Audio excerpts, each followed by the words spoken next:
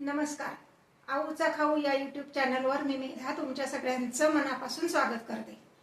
सुट्टीचे दिवस आहेत, मुलांना काहीतरी वेगळं जेवायला हवं असतं. म्हणजे तुम्ही जर 30-30 पोळी भाजी मुलांना जेवायला दिली तर ते आवडत नाही. मग एखादा हॉटेल स्टाईल पदार्थ जर मुलांना आपण करून वाढला तर मुलं अगदी आवडीने जेवतात. तर अशीच एक रेसिपी मी तुम्हाला आज सांगणार आहे. ती पण कुकरमध्ये झटपट कशी करायची ते सांगणार आहे. हॉटेल स्टाईल अख्खा मसूर कुकरमध्ये झटपट होणारी भाजी. चला तर रेसिपी बघूयात. आता रेसिपी बघूयात. मी गॅसवर छोटा कुकर तापत ठेवलेला आहे. कुकर आतमधनं कोरडा आहे, ओला नको. त्यामध्ये आपण 2 टेबलस्पून एवढं तेल घालणार आहे.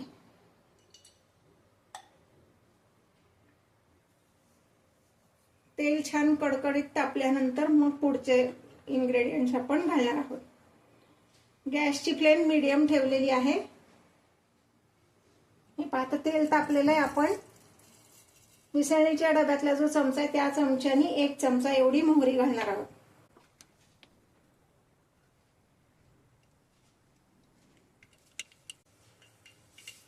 मोहरीचा तडतडल्याचा आवाज आला की त्यामध्ये 3 ते 4 लसूण पाकळ्या अगदी बारीक चिरून घालायचे.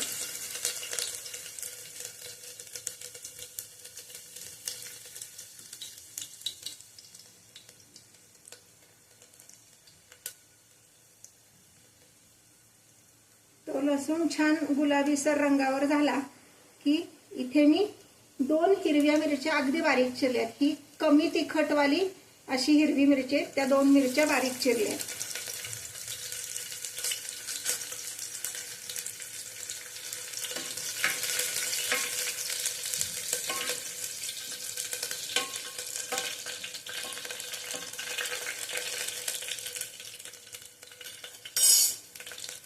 आता मी ह्यामध्ये घालणार आहे बारीक चिरलेला कांदा. अगदी छोटा कांदा घ्यायचा आहे, तो बारीक चिरलेला.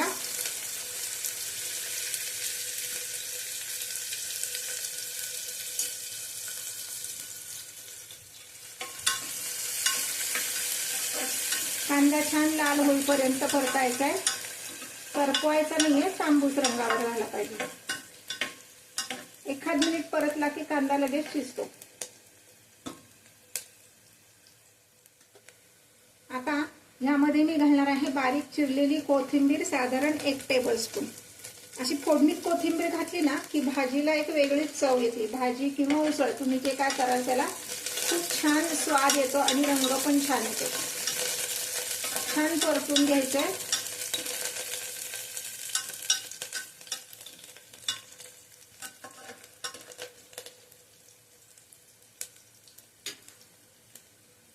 आता ह्यामध्ये मी घालणार आहे बारीक चिरलेला टोमॅटो. 1 छोटा टोमॅटो चिरून घेतलाय.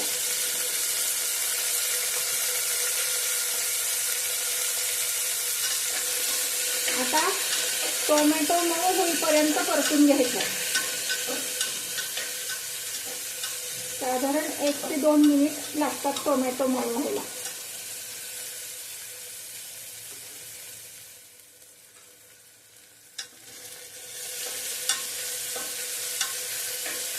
मी जे पदार्थ तुम्हाला दाखवते ते आवडत असतील तर लाईक आणि कमेंट करायला विसरू नका.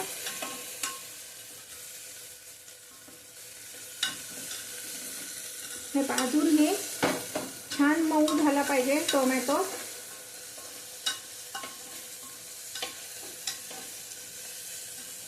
मी जे पदार्थ तुम्हाला जेव्हा दाखवते तर ते पदार्थ करताना काही टिप्स सांगत असते, म्हणून व्हिडिओ स्किप न करता पूर्ण बघा.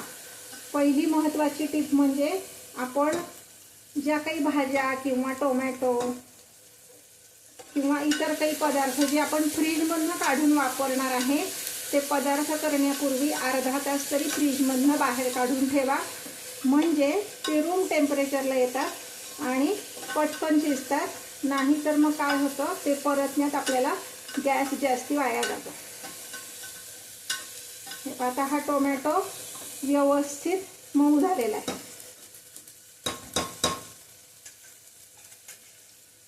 आता यामध्ये मी घालणार आहे भिजलेले मसूर. हे पहा, मसूर असे दिसतात. हे भिजल्यानंतर असे दिसतात, नाहीतर ते बारीक असतात. मसूर टिकण्यासाठी त्याला हमखास पावडर लावलेली असती. तर मसूर आधी 2दा धुवून घ्यायचे स्वच्छ पाण्याने. मग जेवढे मसूर आहेत तेवढंच पाणी घालून 2 ते 3 तास मसूर भिजत ठेवायच्या. त्यानंतर ते भिजवलेलं पाणी ओतून द्यायचं आणि मग आपण हे मसूर आता शिजवण्यासाठी वापरणार आहे. हे साधारणपणे पाऊण वाटी मी घेतले होते कच्चे मसूर, ते फुगून एवढे झालेले आहेत.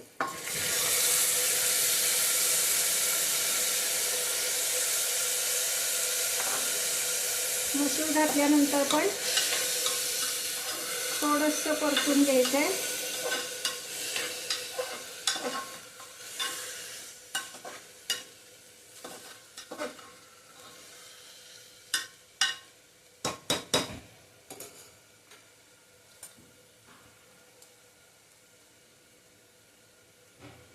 आता यामध्ये मी घालणार आहे 1 चमचा तिखट,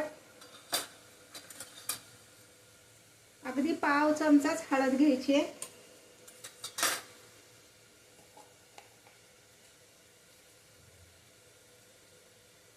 1 चमचा मीठ. यात बाकी कुठलेही मसाले आपण घालणार नाहीये. तिखटाचं प्रमाण तुमच्या आवडीनुसार तुम्ही कमी जास्त केलं तरी चालणार आहे. अजूनपर्यंत जर तुम्ही माझ्या चॅनलला सबस्क्राईब केलं नसेल तर सबस्क्राईब करा आणि बेल आयकॉन दाबा, म्हणजे माझे नवीन व्हिडिओज तुमच्यापर्यंत येतील. आता ह्यामध्ये आपण पाणी घालणार आहोत. पाणी किती घालायचं आहे तर भिजवून जे मसूर आपण ज्या वाटीने मोजली त्याच वाटीने जेवढी मसूर असेल त्याच्या दुप्पट पाणी घालायचे. म्हणजे ही साधारण पाऊण वाटी एवढे मसूर होत्या तर मी 1.5 वाटी पाणी घालणार आहे.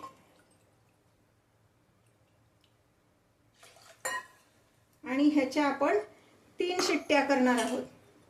महत्त्वाची टिप लक्षात घ्यायची, आपण जेव्हा कुकरला झाकण लावणार आहे तेव्हा हे जे गॅसकेट असतं त्याला तेल लावायचं. म्हणजे काय होतं की आपण ज्या भाज्या किंवा उसळी त्यामध्ये करतो त्यात जे मसाले घातलेले असतात ते बाहेर सांडत नाहीत शिट्टी होताना. जिथे शिट्टीचे हे आहे तिथे पण थोडासा तेलाचा हात फिरवायचा आहे आणि मग आपण हे झाकण लावून आता मीडियम फ्लेमवर 3 शिट्ट्या करणार आहोत. हे पहा, 3 शिट्ट्या झाल्यानंतर 20 मिनिटांनी मी हा कुकर आता उघडून दाखवते तुम्हाला. हा आपला अख्खा मसूर तयार आहे सर्विंगसाठी. हे पहा,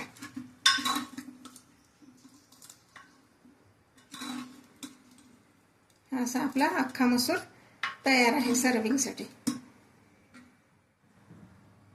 हे पहा, कुकरमध्ये दिसला नसेल तुम्हाला तर मी बाउलमध्ये तुम्हाला काढून दाखवलंय. हा आपला अख्खा मसूर ज्वारीची भाकरी, बाजरीची भाकरी किंवा भाताबरोबर हॉटेलमध्ये हा आपल्याला सर्व केला जातो. तुम्हाला जी भाकरी आवडत असेल ती भाकरी तुम्ही ह्याच्याबरोबर खाऊ शकता. तांदुळाच्या भाकरीबरोबर सुद्धा हा अख्खा मसूर छान लागतो. भात, ज्वारीची भाकरी, बाजरीची भाकरी, नाचणीची भाकरी, तुम्हाला जी आवडत असेल त्या भाकरीबरोबर तुम्ही हा अख्खा मसूर खाऊ शकता.